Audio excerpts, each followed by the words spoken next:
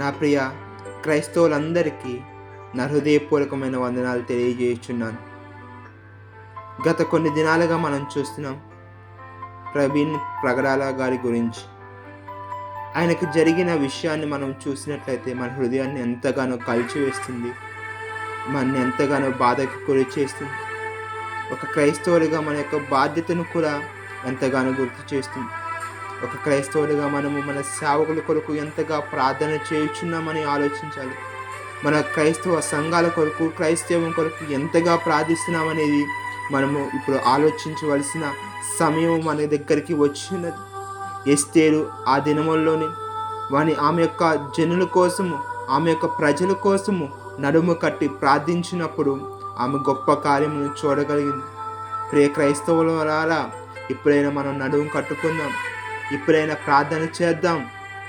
మన సేవకుల చుట్టూ మనము ప్రాకారాలు నిర్మించుకున్నాం. మన యొక్క క్రైస్తవ సంఘాల చుట్టూ మనం ప్రాకారాలు నిర్మించుకున్నాం. ప్రాకారాలు లేని పట్టణం వలె, ప్రాకారాలు లేని సంఘాల వలె, ప్రాకారాలు లేని క్రైస్తవుల వలె మనం జీవించవద్దు. ప్రాకారాలు నిర్మించుకోగలిగితే సాతాను నుంచి మనము విజయమును పొందగలుగుతాం. సాతానుడు ఎవరిని మింగుదామా అని గర్జించే సింహం వలె ఎంతగానో పొంచి ఉన్నాడు.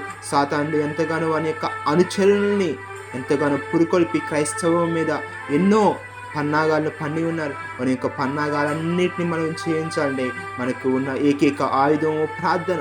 ప్రార్థన ద్వారానే మనం వీటన్నిటిని జయించగలము. ప్రార్థన ద్వారానే మనము సాతాను పైన విజయం పొందగలము, కానీ మరి యొక్క దేని ద్వారా కూడా మనం విజయం పొందలేము. కాబట్టి ప్రతి ఒక్కరు గుర్తించండి, సంఘం అనే భేదాలు, డినామినేషన్స్ యొక్క భేదాలు లేకుండా ప్రతి ఒక్కరము, ప్రతి ఒక్క సేవకుల కొరకు, ప్రతి ఒక్క సంఘం కొరకు ప్రార్థిద్దాం. మన క్రైస్తవం చుట్టూ అగ్ని ప్రాకారాలను నిర్మించుకుందాం. ఇది ప్రతి ఒక్క క్రైస్తవుని యొక్క బాధ్యత.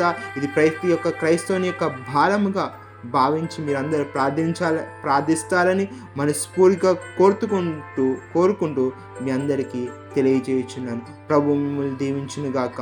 ఆమేన్.